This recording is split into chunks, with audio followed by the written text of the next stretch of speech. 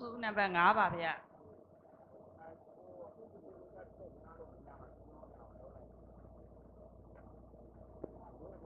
မေကုတေချာနားထောင်ပါမေကုနံပါတ်1လောင်းတော်သည်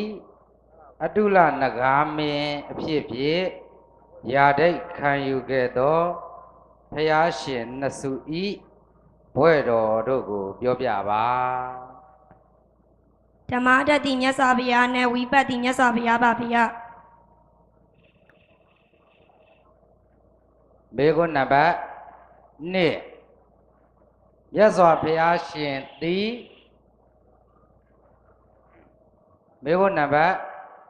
2မြတ်စွာဘုရားရှင်သည်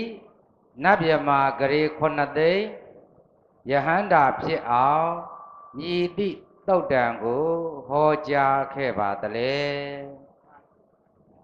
ဆရာပြန်မိပါဗျာ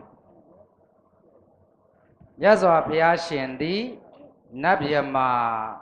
ဂရေ9သိန်းယဟန္တာဖြစ်အောင်မြည်သည့်သုတ်တံကိုဟောကြားခဲ့ပါတလေမဟာသမယသုတ်ပါဗျာ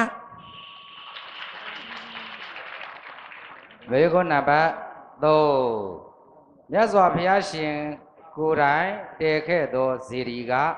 ဘယ်နာမှာရှိပါသလဲဟင်ကူလကတောင်မှာပါဗျာ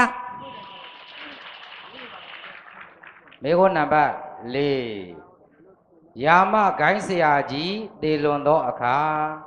မြည်သည့်ဘုံသို့ရောက်ရှိသွားပါသနည်းနေဝတင်ညာနာတင်ညာယရဏဘုံတို့ရောက်ရှိသွားပါပြီဗျာမေကုနံပါတ်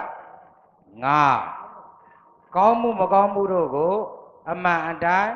ခွဲရှားသိမြင်ခြင်းသည်မြည်သည့်စေတသိက်မြည်ပါသနည်းကျမပြန်မိပါဗျာမေကုနံပါတ်5ကောင်းမှုမကောင်းမှုတို့ကိုအမှန်တိုင်းခွဲရှားသိမြင်ခြင်းသည်မြည်သည့်စေတသိက်မြည်ပါသနည်း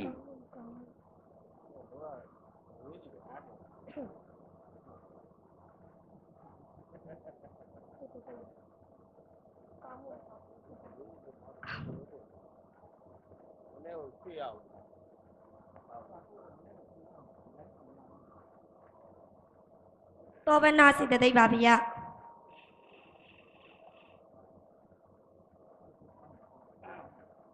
မေကုနံပါတ်6နှစ်ဦးသားတို့အကျိုးစီးပွားဖြစ်ထွန်းအောင်ပြုမှုတတ်သောသူကိုဘယ်လိုခေါ်ပါသလဲပြန်မိပါဗျာနှစ်ဦးသားတို့အကျိုးစီးပွားဖြစ်ထွန်းအောင်ပြုမှုတတ်သောသူကိုဘယ်လိုခေါ်ပါသလဲ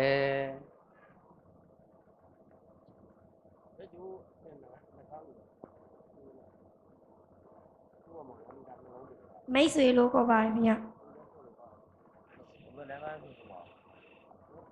မေကုနံပါတ်9စရုဋ္ဌသင်္ကာယနာကိုမြည်သူတို့ကအဓိကထောက်ပံ့ခဲ့ကြသလဲမလေးရစနပုတ်ရွာသူရွာသားနဲ့